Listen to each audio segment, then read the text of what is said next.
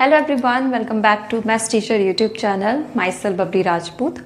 So this is the last video lecture for the chapter Natural Resources and with this आपका जो chapter है वो ख़त्म हो जाएगा, right? So आज हमें जो पढ़ना है वो है green house effect and global warming. आपने बचपन से ही पढ़ते आ रहे होगे green house effect and global warming, ठीक है?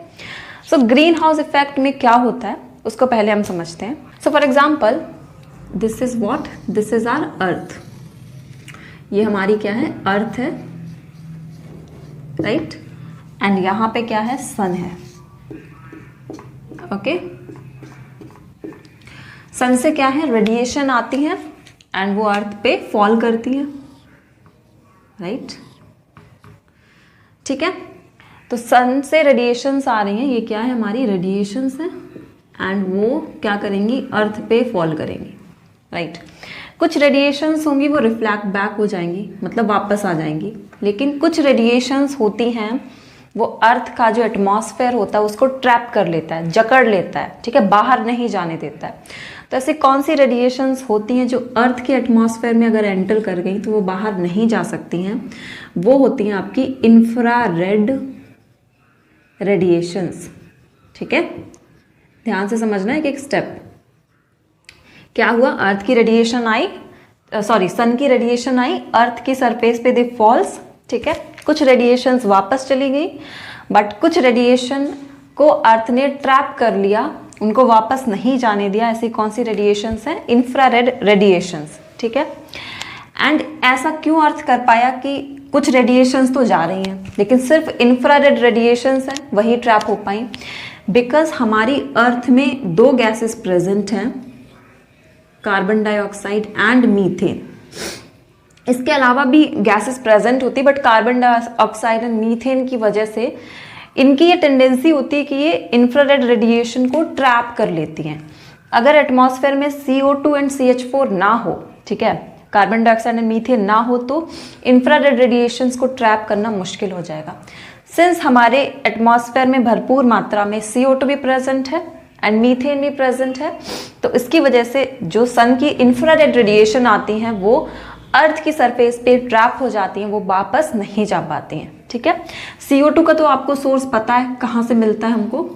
CO2 हमें मिलता है कंबशन से, बाकी और भी सोर्सेज होते हैं, रेस्पायरेशन से भी मिलता है लेकिन कंबशन से भी मिलता है. ठीक है, कंबशन एंड रेस्पायरेशन हम लिख सकते हैं. एंड मैंने जब CO2 आपको पढ़ाया होगा तब बताया होगा कि CO2 क्या करता है, अर्थ का टेम्परेचर है वो बढ़ाता है. जैसे अभी सर्दियां चल रही हैं तो आप नोटिस करना, ये हम रेस्पायर करेंगे, रेस्पायरेशन मतलब सांस लेना. इनहेलेशन में क्या करेंगे, ऑक्सीजन गैस हमारे बॉडी के अंदर जाएगी और जब हम सांस बाहर छोड़ते हैं तो कौन सी गैस बाहर जाती है, कार्बन डाइऑक्साइड.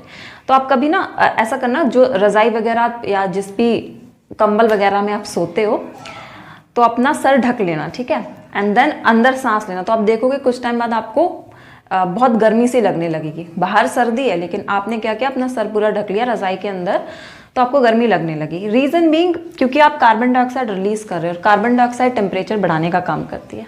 ठीक है, सो ये क्या करेगी, टेम्परेचर बढ़ाती है. तो हमारे एटमॉस्फेयर में जो टेम्परेचर बढ़ाने का अगर कोई काम करेगा तो वो करेगा कार्बन डाइऑक्साइड गैस. ठीक है, सो अब होता क्या है, अर्थ की रेडिएशन आई, सन की रेडिएशंस आई, अर्थ ने क्या किया, इंफ्रारेड रेडिएशंस को ट्रैप कर लिया. क्यों? क्योंकि वहाँ पे एटमॉस्फेयर में हमारे कार्बन डाइऑक्साइड एंड मीथेन है. कार्बन डाइऑक्साइड और मीथेन की टेंडेंसी होती है कि वो इंफ्रारेड रेडिएशंस को ट्रैप कर सकती हैं. ठीक है, अब इससे होता क्या है, जो ओवरऑल टेम्परेचर होता है, ओवरऑल टेम्परेचर हमारे एटमॉस्फेयर का होता है, ओवरऑल टेम्परेचर ऑफ एटमॉस्फेयर, वो क्या हो जाता है, वो बढ़ जाता है, वो राइज हो जाता है, वो बढ़ जाता है. ठीक है, और इसकी वजह से जो फिनोमिना होता है उसी को हम बोलते हैं ग्रीन हाउस इफेक्ट, या इसको हम ग्लोबल वार्मिंग भी बोल सकते हैं. ठीक है, ग्लोबल वार्मिंग, राइट. सो मैं एक बार फिर से समझा देती हूँ डेफिनेशन इसकी. क्या हुआ, सन की रेडिएशंस आई, अर्थ पे फॉल करी, उसमें से जो इंफ्रारेड रेडिएशंस थी उनको कार्बन डाइऑक्साइड एंड मीथेन ने ट्रैप कर लिया, जिसकी वजह से overall temperature of the earth increases and this increase in the temperature of the earth, this phenomena is known as green house effect और global warming, right. Now there are some gases जिसको हम बोलते हैं green house gases. So green house gases कौन सी होती हैं, important है। सबसे पहले तो CO2 होगी। CO2 major green house gas होती है।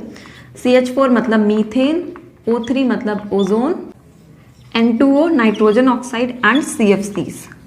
तो ये कुछ ग्रीन हाउस गैसेस हैं। ग्रीन हाउस गैस का मतलब ये क्या करेंगी, ये अर्थ के टेम्परेचर, अर्थ को वार्म करने का काम करेंगी, अर्थ के टेम्परेचर को इंक्रीज करती हैं, right.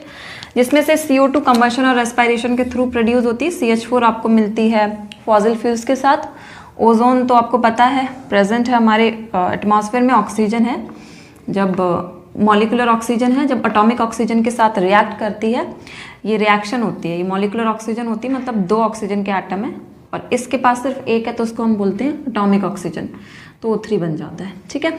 N2O and CFCs। CFCs का मेजर सोर्स आपके रेफ्रिजरेटर्स होते हैं, आपके जो फ्रिजर्स होते हैं ना, जिसमें पानी ठंडा होता है, तो उसमें क्या होता है, आप देखते हो कि पीछे साइड एक एग्जॉस्ट सा लगा रहता है, वहाँ से गैस वगैरह, पानी वगैरह वो बाहर आता है। तो CFCs वहीं से, refrigerator are the main source जहाँ से CFCs है वो रिलीज होती है, ठीक है।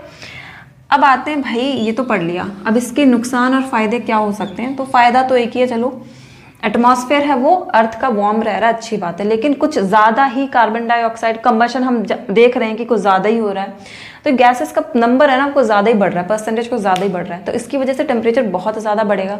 एंड टेम्परेचर बढ़ने से क्या होगा, जो आपके पोलर रीजन्स हैं जहाँ पे बर्फ वगैरह होती है बहुत ज़्यादा, तो वो पोलर रीजन से हम पोलर आइस कैप्स बोलते हैं, वो पिघल रहे हैं, ठीक है। उन आइस कैप्स की पिघलने की वजह से क्या होगा, बाढ़ आएगी, ठीक है। एंड साथ ही साथ जो वेदर है आपका उसमें भी बहुत ज़्यादा चेंज आएगा। सो ये कुछ एक नुकसान था due to green house effect और ग्लोबल वार्मिंग बोल सकते हैं। एंड विद दिस अभी मैं लिखवा दूंगी, ठीक है, आपको नोट नहीं करना है, मैं लिखवा दूंगी अच्छे से। सो विद दिस आपका ये जो चैप्टर है वो ख़त्म होता है। And thank you so much for watching this video.